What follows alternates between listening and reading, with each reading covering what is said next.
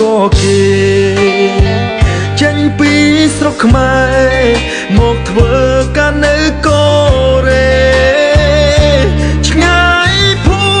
មិកំណើតកំសត់ម្លេះទេ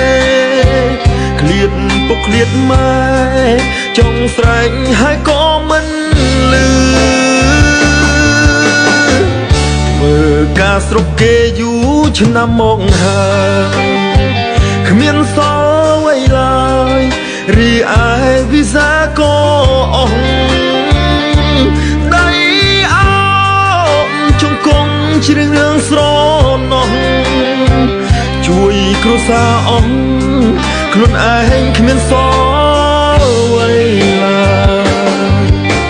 ខ្ញុំធ្វើការខុសច្បាប់ស្រុកគេដូចចោលទំនេររសាត់គ្មានគោលដៅឡើយភ្នែកនៅនឹងក៏រស់មិនស្រួលឡើយកម្មណាស់ព្រះអើយ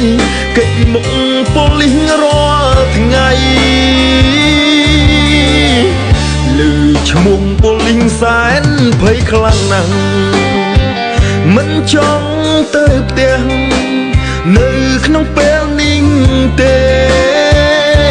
ចង់នៅសពប្រាក់មានបាននឹងគេសូមទេវតាថែ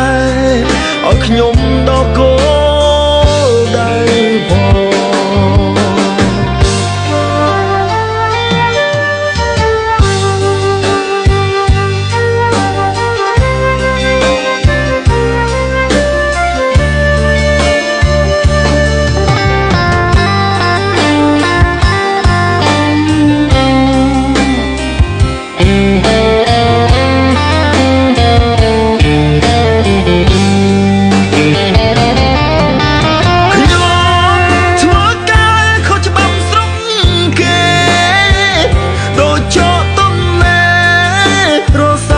គ្មានគោលដៅ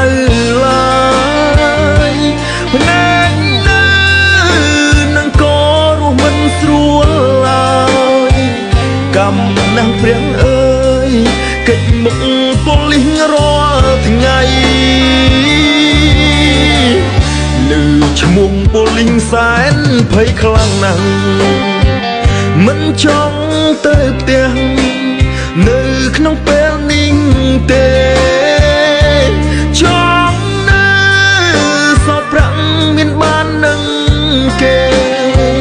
សូមទេវតាថែ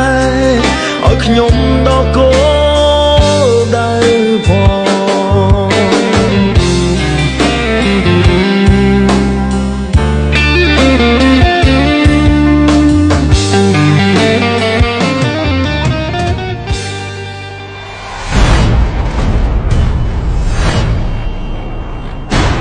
Rollercoaster Entertainment Production